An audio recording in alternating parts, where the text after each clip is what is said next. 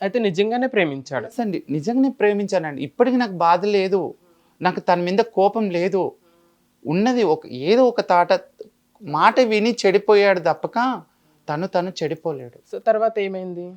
అయితే ఏం చేశాడు నా దగ్గరికి రావడం, పోవడం అలా 2018, 2019 వరకు మేమిద్దరం కలిసి ఉండడం. లివింగ్ ఉన్నామండి. సెపరేట్‌గా కమ్యూనిటీ నుంచి పక్కకి తిరిగి మేము సెపరేట్‌గా భార్యాభర్తలుగా మేము హైదరాబాద్ ఎల్బీ నగర్‌లో సాయి ఫంక్షన్ హాల్ దగ్గర ఉన్నామండి మేము. అక్కడ 4 ఇయర్స్ ఉన్నాము. 4 ఇయర్స్ లివింగ్‌లో. ఓహ్! లవ్ అనేది 6, 7 ఇయర్స్ అండి మాది. 2014 నుంచి 2018 వరకు. అయితే వాళ్ళ ఊరు మొత్తం తెలిసిపోయింది. వాళ్ళ ఫ్రెండ్స్ సర్కిల్‌లో తెలిసిపోయింది. వాళ్ళ ఇంటికి వెళ్తున్నా, మా ఇంటికి వాళ్ళొస్తున్నారు. వాళ్ళ చెల్లెలు వస్తుండ్రు, వాళ్ళ అమ్మ వస్తుండ్రు. అయితే భూమి మన ఇద్దరం పెళ్లి చేసుకుందామని తనే అన్నాడు. పెళ్లి లవ్ ప్రపోజ్ తనే చేశాడు. పెళ్లి ప్రపోజల్ కూడా తనే చేశాడు. మనం కలిసి ఉన్నప్పుడు ఇంకేం పెళ్ళి, కలిస్తే పెళ్ళే కదరా అంటే, లేదు లేదు మనం 10 మందిట్లో చేసుకోవాలి. నువ్వు నా భార్య అనిపించుకోవాలి. మన ఇద్దరం కలిసి ఉంటే ఏదో దాని దగ్గరికి పోతున్నా అని అంటున్నారు. కానీ నిన్ను తాళి కడితే నా భూమి, నా భార్య అంటావని తనే డేట్ ఫిక్స్ చేశాడు. 2014 నుంచి 2019 వరకు నువ్వు నన్ను లవ్ చేసి ప్రేమించావు, కలిసి ఉన్నావు. నిజంగా నా మీద ప్రేమ ఉంటే నువ్వే నా దగ్గరికి వచ్చి పెళ్లి చేసుకో అని చెప్పాను. వాళ్ళ పేరెంట్స్‌కి, వాళ్ళ అమ్మ నాన్నలందరికీ నేను హిందూ సాంప్రదాయ ప్రకారం పెళ్లి చేసుకున్నా. తన మమ్మీ వాళ్ళు క్రైస్తవులు అన్నమాట. ఓకే. హిందూ పెళ్ళికి క్రైస్తవులు రాకూడదంట. ఆచారం అంటే తాళి కట్టేటప్పుడు వాళ్ళు చూడకూడదంట. మన పూజలు చూడకూడదంట. కానీ ఆ అబ్బాయిని వాళ్ళ ఫ్రెండ్స్‌ని నా దగ్గరికి పంపించారు. నేను 2020 పేరెంట్స్ ఒప్పుకున్నారు పెళ్ళికి. ఒప్పుకున్నారండి. నేను వాళ్ళ ఇంటికి వెళ్ళాను. వాళ్ళతో తిన్నాను. వాళ్ళ పేరెంట్స్, మీ పేరెంట్స్ అందరూ ఒప్పుకున్నారు. ఒప్పుకున్నారు. ఒప్పుకోగానే నేను తను డేట్ అనేది ఒక ఫిక్స్ చేశాడు. ఎప్పుడు 2020లో జనవరి సంక్రాంతి అయిపోగానే. ఓకే. చేయగానే తన డేట్ ఫిక్స్‌కి నేను మన ట్రాన్స్ కమ్యూనిటీ వాళ్ళని పిలిస్తే మనకు అప్పుడు కొన్ని సిచ్యువేషన్లు బాగలేవు. దండుగులు, దాసుగులు ఈ పెళ్ళిళ్ళు చేసుకుంటే 20,000 కట్టాలి, 40,000 కట్టాలని భయపడి చుట్టుపక్కల కాలనీవాసులు నేను పెళ్లి చేసుకుంటున్నా, నన్ను ఒక ఆడపిల్లలాగా అక్షింతలేసి ఆశీర్వదిద్దు రాండ్రని ఒక 50 మందికి మా చుట్టాలు కానీ, అక్క కానీ, బావ కానీ అందరూ వచ్చారు. నేను జనవరి 25 నాడు నేను హిందూ సాంప్రదాయ ప్రకారం మ్యారేజ్ చేసుకున్నాను. ఓహ్! గ్రేట్. అసలు ఈడెంత దేవుడు అనుకొని నాకు ఇదే అదృష్టం, ఏ జన్మలో పుణ్యం అనుకున్నా నేను. పెళ్ళి జరుపుకున్నాము. తనకు ఇంతకుముందే డాడీ వాళ్ళు 2 lakhs తనకి కట్నం రూపంలో ఇచ్చారో లేకుంటే ఏ రూపంలో డాడీ వాళ్ళు ఇచ్చారు. ఏదైనా బిజినెస్ చేసుకోమ్మా, నీకు కూడా డాడీ లేడు, ఒకే అమ్మ ఒకే చెల్లెలు అంటే తను ఏం బిజినెస్ చేసుకుంటో నాకు తెలీదు.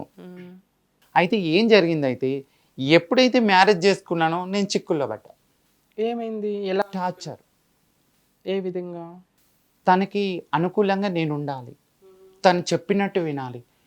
ఇదేందిరా బాబు, 6 సంవత్సరాలు ఉన్న మనిషి 6 రోజులలో మారిపోయాడు. అయ్యో! 6 రోజులలో మారిపోయాడండి. ఎందుకు? డబ్బులు అడగడం, నన్ను కొట్టడం, నువ్వు చదువుకోవద్దు, నువ్వు భిక్షాటనకి పోవాలి, నేను కూర్చోవాలి నువ్వు తినాలి, నేను కూర్చోవాలి నువ్వు అక్క రావాలి. చదువుకోకుండా భిక్షాటనకి వెళ్ళమనేవాడా? ఎస్. Oh my God.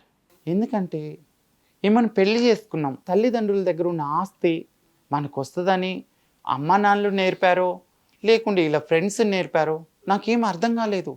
సడన్గా మనిషి మారిపోయాడు. రెస్పాన్సిబిలిటీస్ ఏం తీసుకోలే మీరు? మీకు తను ఏం తెచ్చేవాడు కాదు, రెంట్ కట్టడము ఏమీ లేదు, మీ మీదే డిపెండ్ అయ్యేవాడు. ఇలానే ఎగ్జామ్స్కి రాస్తూ లాక్డౌన్ టైంలో 3 నెలలు బెగ్గింగ్ పోకుండా ఇంట్లో నా కష్టాలు పడ్డానంటే నా బాధ నేను దేవుడికి చెప్పుకోవాలి. ఆ విధంగా జరిగింది. అయితే అట్లనే 1 year జరిగిన తర్వాత వాళ్ళు ఏం చేశారంటే, నీకు ఏమైతే చరాస్తులు ఉన్నాయో, స్థిరాస్తులు నీ దగ్గర ఉన్న ఆస్తులు ఉన్నాయో అవన్నీ అమ్ముకొని మా ఊరికి వచ్చేయమని చెప్పేశారు వాళ్ళ పేరెంట్స్. ఎస్. ఎందుకలా? నువ్వు ఇక్కడ ఉండటానికి లేదు, మా అబ్బాయి వచ్చి నీ దగ్గర ఇంక ఉండడు. పెళ్లికి ముందు కండిషన్స్ పెట్టలేరు. ఇప్పుడు ఎందుకు పెడుతున్నారు? పెళ్ళైనాక పెట్టారు. నన్ను కొట్టని రోజు లేదు, నన్ను తన్నని రోజు లేదు, నన్ను చేతులు ఇరగొట్టాడు. అయ్యో! ఇవి కొట్టాడు. కమ్యూనిటీలో చెప్దామా, కమ్యూనిటీకి చెప్పి నేను పెళ్లి చేసుకోలేని అమ్మ నాన్నలకు చెప్పాలి.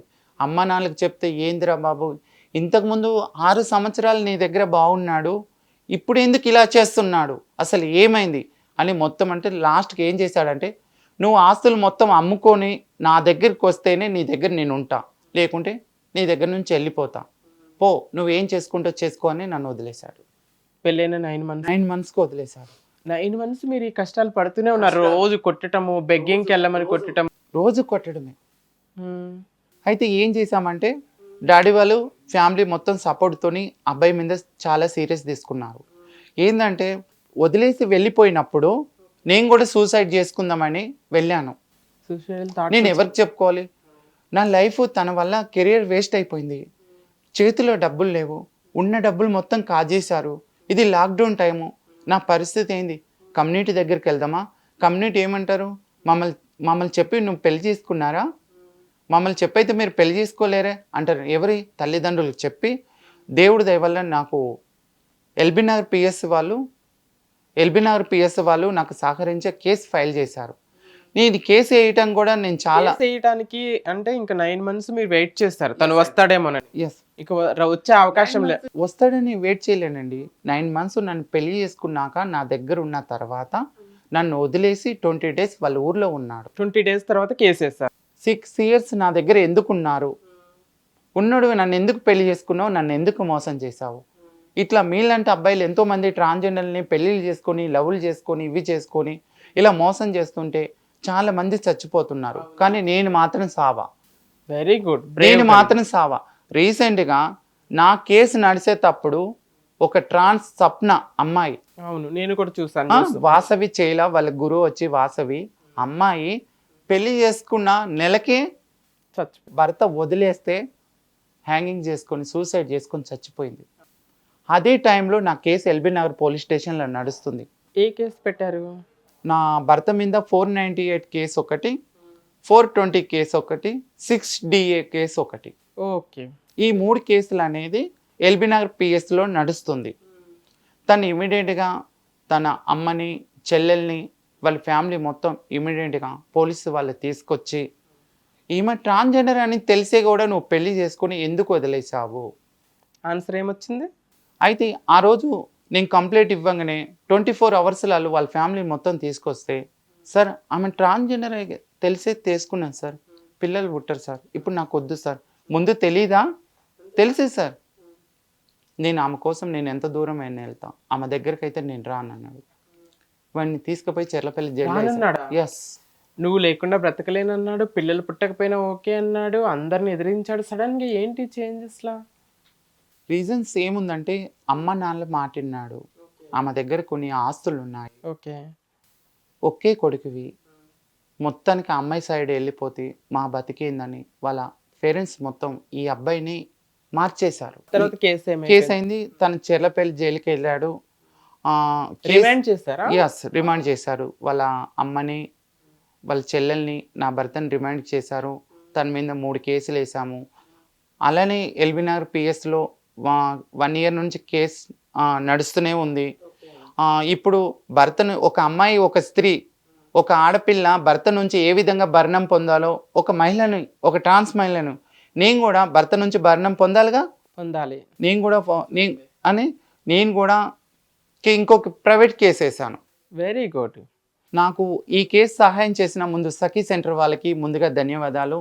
సఖీ కౌన్సిలింగ్ సెంటర్ కదా? సఖీ అది ఒక ప్రైవేట్ సంస్థ, సఖీ వాళ్ళది. కానీ అందరికి, మహిళలకే కాదు, ట్రాన్స్జెండర్లు కూడా ఈ సఖీలో ఆదరించి వాళ్ళకు కూడా పడే కష్టాలు కానీ, ట్రబుల్ కానీ వీళ్ళకి సహాయం చేద్దామని ఫస్ట్ సఖీ నుండి లీగల్ భాస్కర్ కౌన్సిలర్ సార్ గారు నాకు కాల్ చేశారు. అమ్మ భూమి, నువ్వు ఎల్బీనగర్ పిఎస్లో నీ భర్త మీద కేసు వేసావంట, సేమ్ అదేవిధంగా ఈ సఖీ నుంచి కూడా నీ భర్త దగ్గర నుంచి భరణం పొందటానికి కూడా ఒక ప్రైవేట్ కేసు వేయు.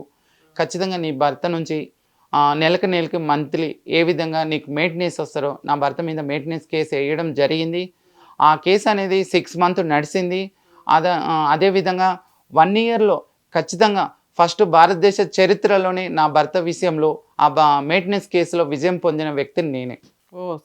ఎందుకంటే వాళ్ళు నాకు సఖీ వాళ్ళు కూడా చాలా ఈమె ట్రాన్సే, ఈమెను కేసు ఎలా తీసుకోవాలి అని కూడా ఆలోచించకుండా ఇమీడియట్గా నా కేసు అనేది టేకప్ చేయడం, ఈ కేసు నడిపియాలి, మన సఖీకి కూడా కొంచెం మంచి పేరు వస్తుంది కాబట్టి వాళ్ళు సఖీ నుంచి DWO మోతి మేడం కానీ, అడ్మిన్ సుశీల మేడం కానీ, భాస్కర్ సార్ కానీ అనిత కానీ సో సఖీ డిపార్ట్మెంట్లో ఎవరైతే హోంగార్డులు పోలీసు వాళ్ళ నుంచి ఈ కేసు భూమి కేసు ఖచ్చితంగా కేసు విన్ కావాలి అని ప్రతి ఒక్కరు దేవుని ప్రార్థించారు.